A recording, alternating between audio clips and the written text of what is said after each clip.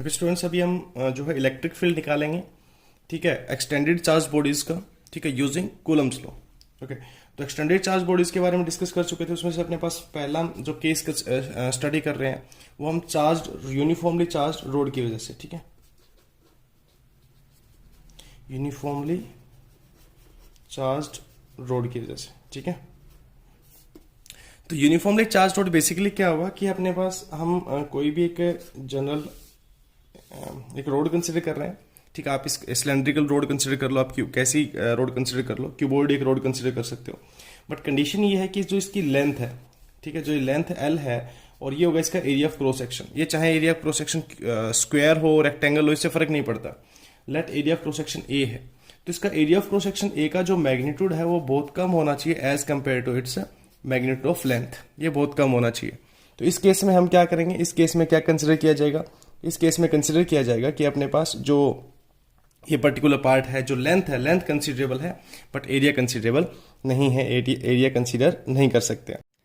तो जब area consider हम यहाँ पे नहीं करेंगे तो बेसिकली क्या होगा, जो चार्ज यूनिफॉर्मली जो डिस्ट्रीब्यूट किया है वो कंसिडर किया जाएगा सिर्फ अलोंग इट्स लेंथ। यानी आप एक सिलेंडर के कर्व्ड एरिया पे कंसिडर कर सकते हो, बट हम फिर वही बात, एरिया कंसिडर नहीं कर रहे हैं, हम सिर्फ क्या कंसिडर कर रहे हैं, इसकी लेंथ कंसिडर कर रहे हैं, राइट।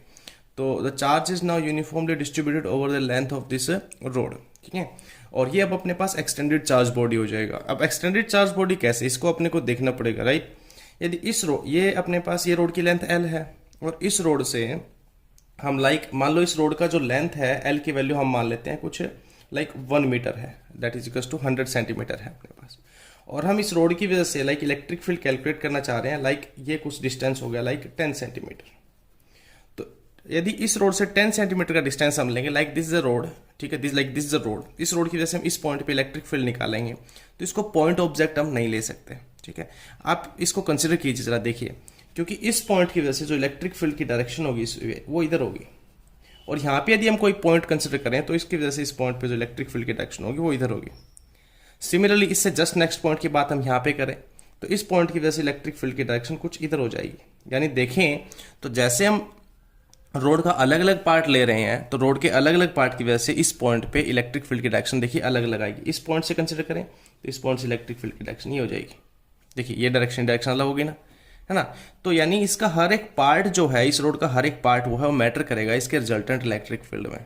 वहीं पे यदि हम बेसिकली बात करें, रोड 1 मीटर की है और हमें 5000 मीटर दूरी पे इसकी वजह से इलेक्ट्रिक फील्ड निकालना हो, फॉर एग्जाम्पल ये अपने पास रोड है, ठीक है, और इस रोड की वजह से अपने पास जो इलेक्ट्रिक फील्ड निकालना वो हमें इस पॉइंट पे निकालना, और ये बहुत ज़्यादा दूर है। आप ऐसा कुछ मान लो कि ये 1000 मीटर यानी 1 किलोमीटर है।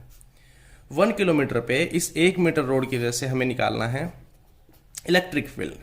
तो इस पॉइंट पे जब निकालेंगे तो देखिए इन पॉइंट से लिया गया इलेक्ट्रिक फील्ड, ठीक है। आप यहाँ पे प्रैक्टिकली हम इस चीज़ को नहीं दिखा सकते, बट आप इसको अज्यूम कर सकते हैं कि आपकी गाड़ी 1 किलोमीटर दूर कितना कैसे करे दिखेगी, वो ऑलमोस्ट एक पॉइंट ऑब्जेक्ट ही दिखेगी। तो यहाँ से यदि हम ये वाला लाइन इधर चला जाएगा, इलेक्ट्रिक फील्ड का लाइन इधर चला जाएगा।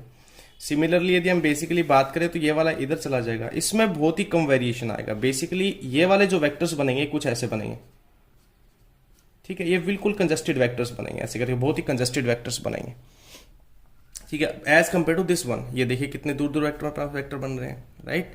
तो अपने पास पॉइंट ऑब्जेक्ट कंसिडर करना है कि हमें उस रोड से, उस एक्सटेंडेड चार्ज बॉडी से कितनी दूरी पे हमें इलेक्ट्रिक फील्ड निकालना है, राइट। तो यहाँ पे इसकी कोई भी लेंथ हमने एल कंसिडर की, ठीक है। एल कंसिडर करने के बाद इसका एरिया ऑफ क्रॉस सेक्शन बहुत स्मॉल लेंगे हम, area of cross section small लेंगे हम, इस रोड से एक ऐसे डिस्टेंस पे इलेक्ट्रिक फील्ड निकालेंगे जहाँ पे इसकी लेंथ मैटर करती हो, राइट। ऐसा नहीं होगा कि ये 10 सेंटीमीटर की रोड है और हम 50 सेंटीमीटर या 1 किलोमीटर दूर या 1 मीटर दूर हम उसकी वजह से क्या निकालें इलेक्ट्रिक फील्ड। यदि ये 50 सेंटीमीटर या 10 सेंटीमीटर की रोड है तो ऑलमोस्ट हम 2 सेंटीमीटर, 5 सेंटीमीटर या ऑलमोस्ट मैक्सिमम 10 सेंटीमीटर तक हम क्या इसको कैलकुलेट करेंगे, राइट। तो एक्सटेंडेड चार्ज बॉडी उसको हम कब कंसिडर करेंगे, ठीक है, और उसको हम पॉइंट चार्ज बॉडी कब कंसिडर करेंगे, ये उस बॉडी के डायमेंशन प्लस जिस पॉइंट पे हमें वो सारा पैरामीटर ऑब्जर्व करना है वो मिलके डिसाइड करता है। ऐसा कोई भी ऑब्जेक्ट नहीं है जो हमेशा पॉइंट रहता है, ऐसा कोई भी ऑब्जेक्ट नहीं है जो हमेशा एक्सटेंडेड रहता है, ठीक है। हमारा फ्रेम ऑफ रेफरेंस डिसाइड करता है कि ऑब्जेक्ट जो है वो पॉइंट ऑब्जेक्ट होगा या फिर अपने पास एक्सटेंडेड चार्ज बॉडी होगा।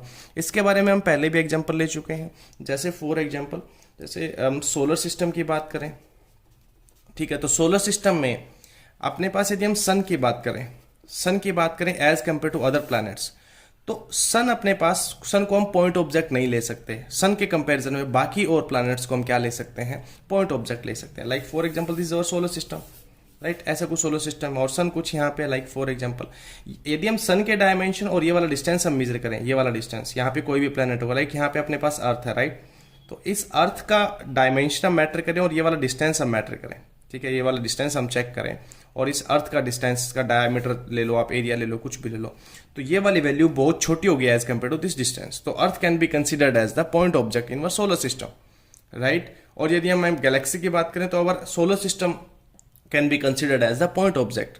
तो कौन सा फ्रेम ऑफ रेफरेंस हम चूज करें, किसके रिस्पेक्ट में हम चीजों को स्टडी करना चाहते हैं, वो डिसाइड करेगा कि ऑब्जेक्ट एक्सटेंडेड होगा या अपने पास पॉइंट होगा। ओके, तो यहां से अपने पास ये चार्ज बॉडी होगी अपने पास, इसकी वजह से अपने को क्या कैलकुलेट करना है, इलेक्ट्रिक फील्ड कैलकुलेट करना है। तो अब हम इलेक्ट्रिक फील्ड कैलकुलेट करते हैं इसकी वजह से। ओके, तो सबसे पहले यदि हम अपने को कूलम्ब्स लॉ से यूज करना है इसको, देखिए एक अपने पास एक नेक्स्ट आगे एक लॉ और है, ठीक है, दैट इज गोज लॉ। अभी हम गोज लॉ से नहीं कर रहे हैं इसको, अब ये जो हम कर रहे हैं वो किसकी वजह से कर रहे हैं, हम अभी सिर्फ कूलम्ब्स लॉ की वजह से कर रहे हैं, राइट। तो कूलम्ब्स लॉ में बेसिकली क्या है कि अपने पास ऑब्जेक्ट पॉइंट होना चाहिए, बट हम यहाँ पे पॉइंट ऑब्जेक्ट से नहीं कर रहे हैं। तो देखिए क्या करना पड़ेगा अपने को करना पड़ेगा कि जो ऑब्जेक्ट है उसको छोटे छोटे पार्ट में क्या करना पड़ेगा, डिवाइड करना पड़ेगा। छोटे छोटे पार्ट में क्या करना पड़ेगा, डिवाइड करना पड़ेगा। और उस ऑब्जेक्ट को हम छोटे छोटे पार्ट में इस तरीके से डिवाइड करेंगे ताकि उसको इंटीग्रेट करें तो अपने पास कंप्लीट ऑब्जेक्ट मिल जाए। सी, यदि अपने पास हम यहाँ पे जो ले रहे हैं वो एक इनफाइनाइट रोड ले रहे हैं, राइट, कोई फाइनाइट लेंथ नहीं है उसकी, वो जो रोड है वो इनफाइनाइट रोड है। तो ये इनफाइनाइट रोड आ गया अपने पास, राइट। ये इस साइड आप एक साइड प्लस इन्फिनिटी कंसीडर कर लीजिए, एक साइड आप माइनस इन्फिनिटी कंसीडर कर लीजिए। This length is going to the minus infinity and this length is going to the plus infinity. Okay, आप इसको frame of reference X Y Z के हिसाब से समझना चाहे तो वो और बेटर होगा। तो मैं यहाँ पे फ्रेम ऑफ रेफरेंस को मेंशन कर देता हूँ। ये अपने पास फ्रेम ऑफ रेफरेंस है, ये वाला एक्सिस वाई होगा, ये वाला एक्सिस एक्स होगा, राइट। तो अपने पास इसके लॉन्ग जो ये वाला जो है ये अपने पास वाई एक्सिस होगा। यानी इस साइड हम कोई कोऑर्डिनेट कंसिडर करेंगे, कोई पैरामीटर कंसिडर करेंगे तो वाई के रिस्पेक्ट में कंसिडर कर लेंगे। इस साइड कुछ कंसिडर करेंगे तो हम एक्स के रिस्पेक्ट में कंसिडर कर लेंगे। ओके, तो हमें जो यहाँ पे जो मेजर करना है, जो इलेक्ट्रिक फील्ड मेजर करना है, ये इनफाइनाइट लेंथ है, ठीक है, और यहाँ से कुछ डी डिस्टेंस पे ये एक्सिस जो है ये एक्स एक्सिस है, राइट। जैसे कि अभी हमने डिस्कस किया ये एक्सिस है, वो एक्स है, इसको हम एक्स कंसिडर करेंगे। तो इसी एक्सिस पे अपने पास किसी डी डिस्टेंस पे, लाइक यहाँ से यहाँ तक अपने को इस पॉइंट पे, like this is a point P, this is a point P, right. और पॉइंट पी पे अपने को क्या कैलकुलेट करना है, इलेक्ट्रिक फील्ड इंटेंसिटी का कैलकुलेट करना है इस रोड की वजह से, राइट। इनफाइनाइट लेने का मेन मतलब यहाँ पे ये है, देखिए हम फाइनल एक्सप्रेशन में भी देखेंगे इनफाइनाइट अपने पास मैटर नहीं करेगा, ठीक है। क्या मैटर करेगा वो देखेंगे, इंडिपेंडेंट ऑफ इनफाइनाइट होगा। ऐसा नहीं है कि हम इस रोड की लेंथ इनफाइनाइट लेंगे तो रिजल्ट इनफाइनाइट आ जाएगा। अभी रिजल्ट को प्रिडिक्ट नहीं करते हैं, अभी हम अजम्पशन पे देखते हैं। तो अजम्पशन क्या बोल रहे हैं, इस रोड की इनफाइनाइट लेंथ लेने का मतलब ये है कि अपने पास इसकी लेंथ को कंसिडर करें as compare to this distance. तो ये डिस्टेंस अपने पास गिवन है कि अपने को डी डिस्टेंस पे निकालना है। तो डी क्या हो गया अपने पास यहाँ पे, कांस्टेंट हो गया। डी क्या हो गया, कांस्टेंट हो गया।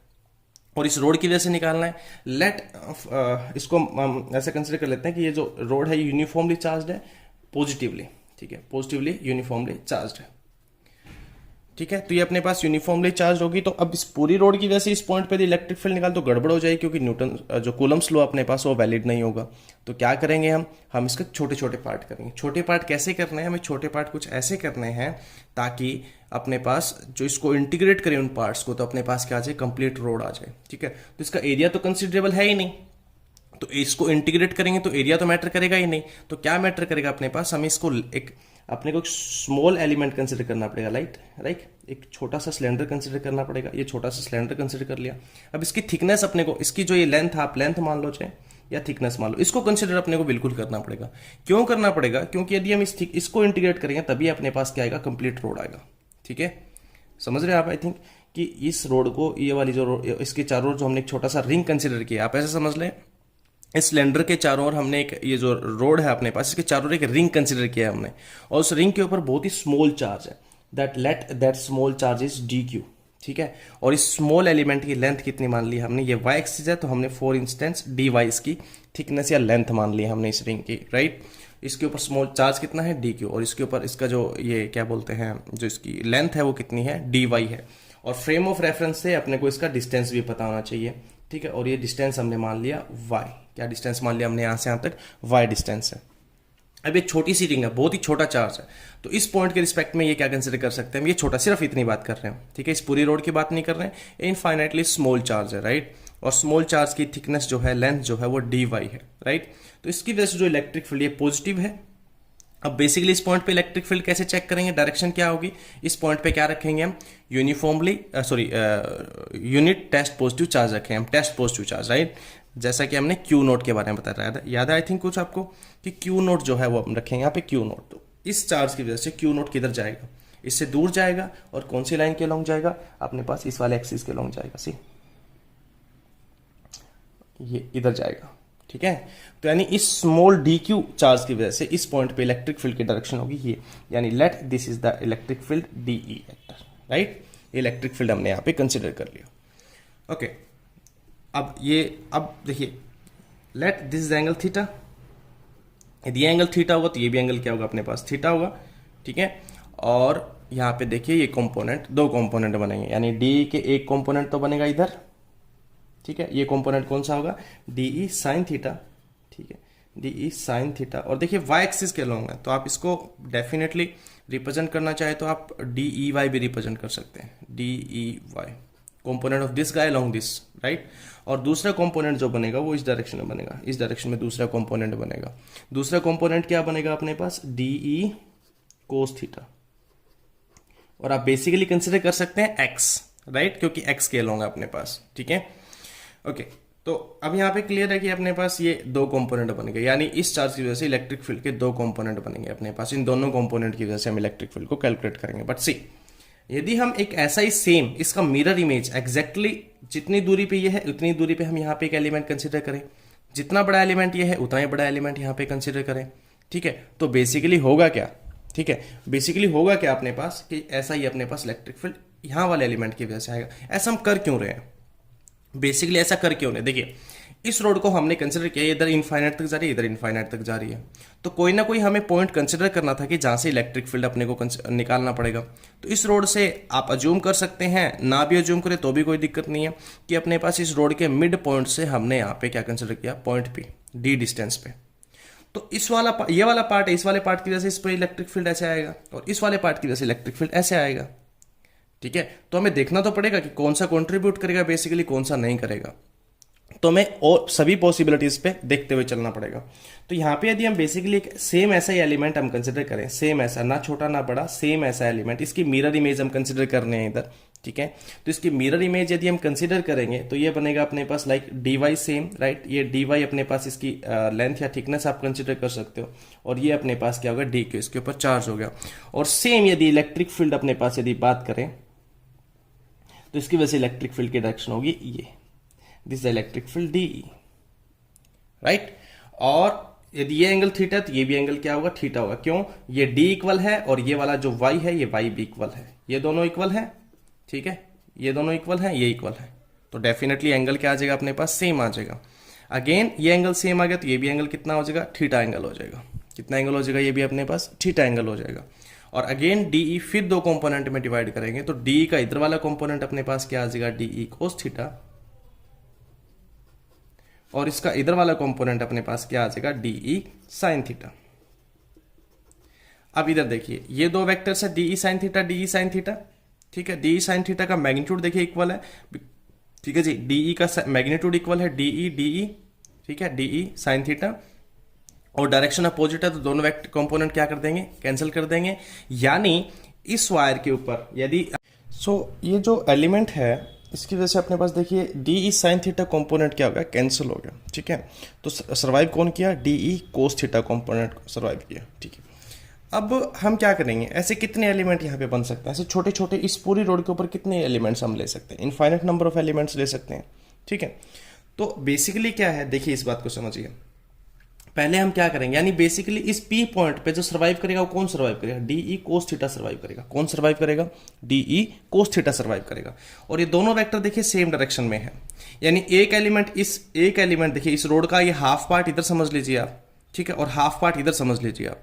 तो ये एक इसका डी कोस थीटा इधर से सर्वाइव करेगा, एक डी इधर आ जाएगा, तो 2DE हो गए। अब अगला एलिमेंट कंसिडर किया तो वहां से भी DE cos थीटा समथिंग आएगा, वहां से भी DE cos थीटा समथिंग आएगा। ठीक है, तो ऐसे हम क्या करते हैं, सारे ऐड करते हुए जाएंगे और इसको इंटीग्रेट करेंगे। तो यानी टोटल जो अपने पास इलेक्ट्रिक फील्ड कंट्रीब्यूट कर रहा है P पे, जो DQ स्मॉल एलिमेंट है वो कितना कंट्रीब्यूट कर रहा है, DE cos थीटा। ठीक है, let total electric field at P, ठीक है, due to whole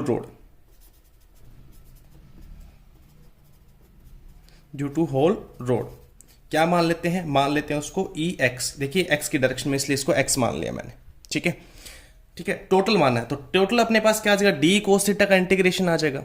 I think देखिए आप इसको कुछ ऐसा समझिए, हम यहाँ पे 2DE cos थीटा नहीं लिख सकते। देखिए ये पार्ट है, ये पार्ट अपने पास यहाँ पे कंट्रीब्यूट करेगा, ये वाला पार्ट यहाँ पे सिर्फ कंट्रीब्यूट कितना करेगा, यहाँ से कोई भी एलिमेंट कितना, यहाँ से कोई भी एलिमेंट कितना कंट्रीब्यूट करेगा, DE cos थीटा। यहाँ से कोई भी कितना एलिमेंट कंट्रीब्यूट करेगा, DE cos थीटा। यहाँ से इस एक एलिमेंट को हम कंसीडर करते हैं, इस एक एलिमेंट की वजह से कितना है, DE cos थीटा। इस एक एलिमेंट को इंटीग्रेट कर देंगे, इंटीग्रेट कहाँ से कहाँ तक, ये एलिमेंट इधर कहाँ से कहाँ तक हो सकता है, प्लस इन्फिनिटी, और यहाँ से यहाँ तक कितना हो सकता है, माइनस इन्फिनिटी। यानी इस छोटे एलिमेंट को पूरा इंटीग्रेट कर देंगे इधर से प्लस इन्फिनिटी से माइनस इन्फिनिटी तक। ये क्लियर आई थिंक। ओके, तो EX अपने पास क्या हो जाएगा, integration of DE cos theta. यहाँ पे 2DE cos थीटा मत लिख देना, यहाँ पे 2 मत लिख देना। आप ऐसा मत समझना कि यहाँ पे 2 आ गए तो इन दोनों को हम इंटीग्रेट करें, नहीं, हम इसको एक को इंटीग्रेट करें। जब हम इसको इंटीग्रेट करेंगे तो ये एलिमेंट भी उसके अंदर आ जाएगा। ठीक है, किसी भी एक को आप इंटीग्रेट कर सकते हो, आप इसको इंटीग्रेट कर सकते हो, आप इसको इंटीग्रेट कर सकते हो, आप किसी को भी इंटीग्रेट कर सकते हो। लेकिन जब जैसे आप इसको इंटीग्रेट करो तो ये एलिमेंट भी इसके अंदर इंक्लूड हो जाएगा। इसलिए हम यहाँ पे integration of this guy from minus infinity to plus infinity. ठीक है, from minus infinity to plus infinity. आप इसको एक तरीके से और लिख सकते हो, इंटरेस्टिंग वे और है। देखिए ये minus infinity to plus infinity है, राइट। यदि हम इसको 0 टू इन्फिनिटी, यदि इस पॉइंट को हम 0 कंसिडर कर ले, यहाँ पे 0, तो 0 टू इन्फिनिटी हम लिख सकते हैं। जितना इसकी वजह से इलेक्ट्रिक फील्ड आएगा उतना इसकी वजह से इलेक्ट्रिक फील्ड आएगा। यानी यदि आप बेसिकली इस बात को समझें तो ये एक ऐसा लिख सकते हैं कि नहीं लिख सकते। देखिए minus infinity to 0 and 0 to infinity, इसका minus infinity to plus infinity का मतलब यही हुआ ना, मतलब यहां से यहां तक अपने को इंटीग्रेट करना है, यहां से यहां तक इंटीग्रेट करना है। तो एक बार यहां से यहां तक कर दिया, फिर यहां से यहां तक कर दिया, क्लियर है। तो यहां पे मैं इसको लिमिट स्प्लिट करके लिख रहा हूं, तो आप लिमिट स्प्लिट करेंगे तो माइनस इन्फिनिटी टू 0, सी यहां से यहां तक कितना है, DE cos theta plus 0 to infinity DE cos theta. और एक बात क्लियर है, जितना इसकी वजह से इलेक्ट्रिक फील्ड इस पॉइंट पे आएगा उतना ही जितना इस हाफ की वजह से इस पॉइंट पे इलेक्ट्रिक फील्ड आएगा उतना ही इसकी वजह से आएगा। तो इसका मतलब ये वाला पार्ट और ये वाला पार्ट क्या हुए, टोटल दोनों क्या हुए, इक्वल हुए। तो बेसिकली हम इसको लिख सकते हैं EX is equal to 0 to infinity वाला पार्ट, ये वाला पार्ट आप यहां लिख दो चाहे, या फिर ये लिख दो, यानी दिस प्लस दिस, ये दोनों इक्वल है। आप हम अलग अलग लिमिट पुट करके अलग अलग इंटीग्रेट नहीं करेंगे। लिमिट बेशक अलग है अपने पास, बट रिजल्ट जो इसका रिजल्ट आएगा, ठीक है, वो इक्वल होगा इस वाले रिजल्ट के। यदि ये वाला रिजल्ट अपने पास पूरा आता है, मान लो ये वाला पूरा रिजल्ट आता है समथिंग Z रिजल्ट आता है, तो ये वाला पूरा रिजल्ट भी क्या आएगा अपने पास, समथिंग Z आएगा। ठीक है, तो आप इस बात को एनालॉजी को समझने की कोशिश कीजिए कि टोटल रिजल्ट अपने पास कितना है, 2Z, और Z हमने किसको माना है, इसको मानना है या फिर इसको मानना है, आप किसी को भी पुट कर सकते हैं। ठीक है, तो EX की वैल्यू अपने पास कितनी आ जाएगी, EX इज इक्वल टू अपने पास आ जाएगा 2 इंटीग्रेशन ऑफ 0 टू इन्फिनिटी, ठीक है, DE cos थीटा। ये आई थिंक क्लियर होगा आपको। ठीक है, तो अब अपने को यहाँ पे कैलकुलेट करना है, अपने को DE कैलकुलेट करना है। DE क्या होगा, DE अपने पास हमने कंसिडर किया था, DE is the small electric field, ठीक है, due to the small charge DQ। Clear I think आपको, है ना। तो इस स्मॉल इलेक्ट्रिक फील्ड को हम यहाँ पे कैलकुलेट कर रहे हैं। तो यहाँ से अब देखिए कंटिन्यू करते हैं इसी को। तो यूजिंग दिस डायग्राम, सी ये डायग्राम बहुत इंपॉर्टेंट रोल प्ले करेगा यहाँ पे अपने पास। ये डायग्राम ही सब कुछ है, इस डायग्राम के बिना कुछ नहीं होगा। यदि डायग्राम आप गलत बनाओगे तो सोल्व होना मुश्किल है, तो आप डायग्राम पे फोकस जरूर करें। तो now the electric field DE will be equal to, क्या होता है अपने पास बेसिक फॉर्मूला, क्या होता है इलेक्ट्रिक फील्ड का, the basic formula of electric field is electric field K, ठीक है, और जिस चार्ज की वजह से निकाल रहे हैं वो चार्ज यहाँ पे रखते हैं, और जिस डिस्टेंस पे निकाल रहे हैं उस डिस्टेंस का हम क्या करते हैं, बेसिकली स्क्वायर करते हैं। यानी Q चार्ज की वजह से R डिस्टेंस पे हम क्या कर रहे हैं, इलेक्ट्रिक फील्ड निकाल रहे हैं। बट बेसिकली अपने पास इस डायग्राम में चार्ज Q नहीं है, चार्ज क्या अपने पास DQ। और कितने डिस्टेंस पे निकाल रहे हैं, देखिए ये वाला डिस्टेंस पे निकाल रहे हैं, ये वाला डिस्टेंस। तो यहाँ पे आर का रोल कौन प्ले करेगा, आर का रोल प्ले करेगा ये वाला गाय, ठीक है। ये यहां से यहां तक इस पॉइंट पे हम कैलकुलेट कर रहे हैं, ये अपने पास क्या हो गया यहाँ पे आर हो गया, ठीक है। तो डीई अपने पास के तो एज इट इज रहेगा कांस्टेंट, चार्ज का रोल कौन प्ले कर रहा है डी क्यू, तो डी क्यू आ गया अपने पास, अपॉन में डिस्टेंस अपने पास क्या आ जाएगा यहाँ पे आर, है ना बेसिकली, तो यहाँ पे आ जाएगा आर स्क्वायर। और ये वाला पार्ट देखिए अपने पास, ये वाला राइट एंगल ट्रायंगल जैसा पार्ट है, तो आर की वैल्यू क्या हो जाएगी y square plus D square, y square plus D square. From diagram क्या हो जाएगा अपने पास, R is equal to under root, R की वैल्यू क्या हो जाएगी y square plus D square, y square plus D square. और हमें वैल्यू किसका चाहिए स्क्वायर का, तो स्क्वायरिंग बोथ साइड करेंगे तो अपने पास स्क्वायर से रूट हट जाएगा, तो यहाँ से अपने पास बेसिकली रिजल्ट क्या बना, यहाँ से रिजल्ट अपने पास बना D E is equal to K D Q upon में Y square plus D square. Remember this कि डी अपने पास कांस्टेंट है और वाई क्या है अपने पास वेरिएबल है, डी अपने पास क्या है कांस्टेंट और वाई क्या है अपने पास वेरिएबल है, तो डी कांस्टेंट है और वाई वेरिएबल है। ओके, अनदर थिंग, यदि अपने पास इस क्वेश्चन में गिवन है ये यूनिफॉर्मली चार्ज, हम स्टार्टिंग से करते आ रहे हैं यूनिफॉर्मली चार्ज रोड है, तो यूनिफॉर्मली चार्ज रोड इसकी चार्ज डेंसिटी अपने को दे रखी होगी, let lambda is the linear charge density, lambda is the linear charge density. If lambda is equal to linear charge density, if lambda is the linear charge density, ठीक है, then lambda is equals to क्या हो जाएगा dq upon में dy, यानी small charge upon में small length, uniformity maintain रहेगी, dq upon में dy अपने पास हो जाएगा। यानी यहां से बेसिकली देखें तो dq की वैल्यू अपने पास आ जाएगी नहीं आ जाएगी। देखिए इस इक्वेशन में एक प्रॉब्लम थी, इक्वेशन एक थी और वेरिएबल क्या थे dq और y दो वेरिएबल थे, आप समझ पा रहे होंगे आई थिंक। डी क्यू यानी स्मॉल एलिमेंटल चार्ज, राइट, ये वेरिएबल है, इसको इंटीग्रेट करें तो इसकी वैल्यू कुछ अलग आएगी, राइट। और सिमिलरली वाई, यानी इस एलिमेंट को हम लाइक यहाँ पे कंसिडर करें तो अपने पास ये वाई की वैल्यू चेंज हो जाएगी, यानी डी क्यू और वाई दोनों क्या थे वेरिएबल थे, बट अपने पास हम सेम वेरिएबल में कन्वर्ट करने के लिए ये वाली इक्वेशन को यूज कर रहे हैं। तो डी क्यू अपने पास क्या हो जाएगा D Q is equal to lambda D Y, ठीक है। तो इस पूरे इस पार्ट को हम यहाँ पे सब्स्टिट्यूट कर सकते हैं, यहाँ पे पुट कर सकते हैं। तो फाइनली अपने पास डी का वैल्यू कितना आया, डी का वैल्यू बोलता है के और लैम्डा डी वाई अपॉन में Y square plus D square, right. तो देखिए अभी पूरी इक्वेशन सिंगल वेरिएबल में हो गई है, के लैम्डा अपने पास कांस्टेंट है, डी वाई और डी भी अपने पास कांस्टेंट है, ठीक है। अब हम बेसिकली क्या करेंगे, लास्ट इक्वेशन देखिए अपने पास क्या बनी थी, लास्ट इक्वेशन अपने पास बनी थी ये वाली डी ई कोस थीटा। तो नाउ हमने अब क्या कैलकुलेट कर लिया, अपने डी का वैल्यू कैलकुलेट कर लिया, राइट। तो अब डी का वैल्यू इसमें पुट करेंगे इक्वेशन में, तो क्या बनेगा देखिए, इसमें यदि डी का वैल्यू हम पुट करें तो ई एक्स क्या बन जाएगा, E x is equal to two of integration of zero to infinity and k lambda D Y upon में y square plus d square, right. और यहाँ पे कोस थीटा बचता है तो कोस थीटा आ गया। अब आप में से कुछ बच्चे होंगे जिनके पास लाइक मैथमेटिक्स नहीं होगा, ठीक है, जो मेडिकल के स्टूडेंट्स होंगे, तो आप क्या कर सकते हैं, आप यहाँ तक ये पार्ट लिखेंगे, क्लियर है आपको। ये वाला पार्ट लिखने के बाद आप फर्दर जो इंटीग्रेशन वाला प्रोसेस उसको स्किप कर सकते हैं और उसके बाद फाइनल रिजल्ट लिख सकते हैं। बट जिनके पास मैथ है वो स्किप नहीं करेंगे, वो कंप्लीट करेंगे इसको। ओके, तो हम इसमें सब्स्टिट्यूशन मेथड लगाएंगे। तो इंटीग्रेशन वाला पार्ट आप 12th में कर लेंगे या फिर जिन्होंने कुछ एक बच्चों ने कर लिया होगा, तो हम इसको सब्स्टिट्यूशन मेथड लगा रहे हैं। तो ई एक्स इज इक्वल टू अपने पास यहाँ पे कांस्टेंट टर्म सारी बाहर आ जाएंगी, ये वाला बाहर नहीं आ सकता है, सिंगल इक्वेशन, राइट।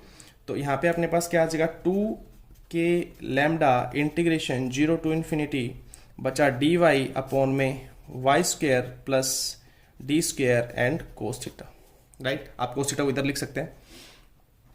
अब हमें यहाँ पे सब्स्टिट्यूशन मेथड यूज करेंगे, ठीक है, ये हमने यूज कर लिया, इसको छोड़ते हैं अलग।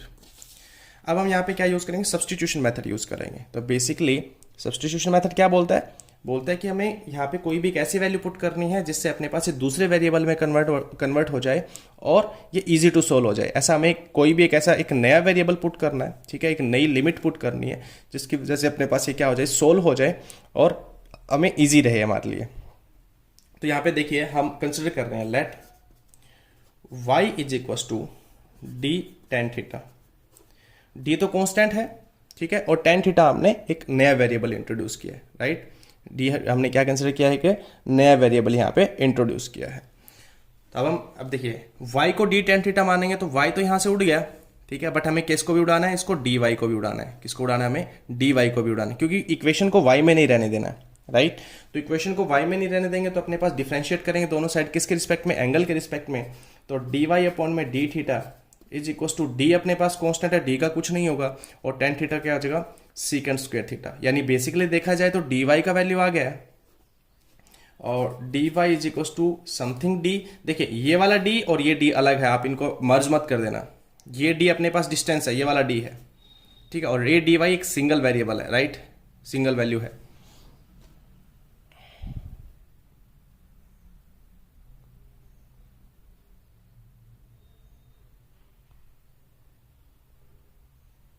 ओके तो dy is equal to d और क्या आ जाएगा अपने पास यहाँ पे secant square theta and d theta. Clear है। तो इस dy की वैल्यू को और y की वैल्यू को यहाँ पे पुट करेंगे, but there is a problem. देखिए ये जो लिमिट थी 0 टू इन्फिनिटी लिमिट किसके लिए थी, y के लिए थी, बट अब y हमने यहाँ से एलिमिनेट कर दिया है, तो अब किसकी लिमिट पुट करनी पड़ेगी अपने को, थीटा की वैल्यू लिमिट पुट करनी पड़ेगी। किसकी लिमिट पुट करनी पड़ेगी, थीटा की लिमिट पुट करनी पड़ेगी। तो थीटा की वैल्यू अपने पास हम लिमिट पुट करते हैं। थीटा की वैल्यू में अपने पास क्या आएगा, यहाँ पे देखिए 0 टू इन्फिनिटी है। जब y को हम 0 पुट करेंगे तो अपने को देखना है कि थीटा की वैल्यू कितनी आएगी, वही अपने पास लिमिट होगी, ठीक है। तो अपने पास हम क्या कर रहे हैं, लिमिट फाइंड आउट कर रहे हैं, ठीक है। तो y की वैल्यू जब 0 होगी तो y को हमने 0 पुट कर दिया इस इक्वेशन में, y को 0 पुट कर दिया is equal to d tan theta. तो d अपॉन में आके 0 हो जाएगा, 0 is equal to tan theta, और आप थीटा की वैल्यू यहाँ से निकाल सकते हैं। थीटा की वैल्यू कितनी होगी, 0 डिग्री।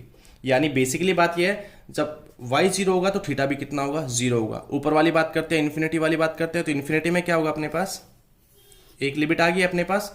जब y की वैल्यू इन्फिनिटी होगी तो infinity is equal to d tan theta, ठीक है। और अपने पास इन्फिनिटी अपॉन में d करेंगे इज इक्वल टू अपने पास tan थीटा।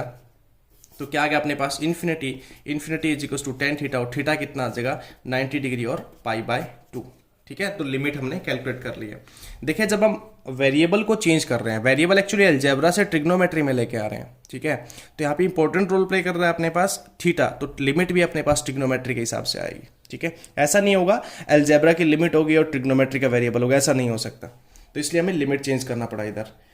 तो अब देखिए y को ये सारी वैल्यू सब्स्टिट्यूट करते हैं, क्या आएगा अपने पास, ex is equal to 2k lambda. Limit अपने पास देखिए 0, जब 0 पुट किया तो 0 डिग्री आया, 0 डिग्री, और 0 रेडियन में लिख सकते हैं आप, 0 रेडियन। और जब हमने पुट किया इन्फिनिटी तो अपने पास क्या है, इन्फिनिटी पुट करने पर π/2 आए। This guys is the π/2, infinity की जगह π/2। dy अपने पास देखिए क्या है, dy अपने पास d second square theta d theta, ये dy की वैल्यू है। अपॉन में देखिए y को हमने क्या कंसिडर किया है, d tan थीटा, तो y स्क्वायर का वैल्यू क्या हो जाएगा, d square tan square theta plus y की जगह d square tan square theta आ गया, y की जगह पुट कर दिया। अब प्लस d स्क्वायर है अपने पास, तो plus d square as it is रहेगा, और ये अपने पास बन गया, और प्लस में जो इनटू में था वो cos थीटा था ही अपने पास। तो अब नई इक्वेशन अपने पास ये आ गई। तो ex अपने पास क्या बन जाएगा, ex इज इक्वल टू देखिए 2k लैम्डा इंटीग्रेशन 0 टू π/2, ठीक है, d सीकेंड square theta d theta cos theta. इस वाले पूरे पार्ट में देखिए डी स्क्वायर कॉमन आ रहा है, तो हम डी स्क्वायर को बाहर निकाल लेंगे। तो डी स्क्वायर यहां से बाहर आ गया, डी स्क्वायर के बाद अपने पास अंदर कौन बचा, यहां पे बचा tan स्क्वायर थीटा। सो 1 प्लस ये बचा अपने पास +1, ठीक है। तो इसी को अभी हम करते हैं। जैसे डी स्क्वायर है तो अपने पास यहाँ से डी गया, तो यहाँ से आउट बाहर क्या बचा अपने पास, डी बचा। तो ई एक्स की वैल्यू अपने पास कितनी आ जाएगी, E x is equal to 2k lambda upon में डी, और अंदर बचा अपने पास 0 टू यहाँ पे बचा π/2, ठीक है। यहाँ क्या बचा, second square theta d theta cos theta, आप इसको अंदर ले सकते हो इधर, इसको यहाँ से इधर ले आओ, डी थीटा, और 1 प्लस tan स्क्वायर थीटा अपने पास कितना आ जाएगा, सेकेंड स्क्वायर थीटा, ठीक है। सेकेंड स्क्वायर थीटा गया अपने पास, बचा क्या यहाँ पे, E x is equal to 2k lambda upon में d 0 to π/2 cos theta d theta, ठीक है।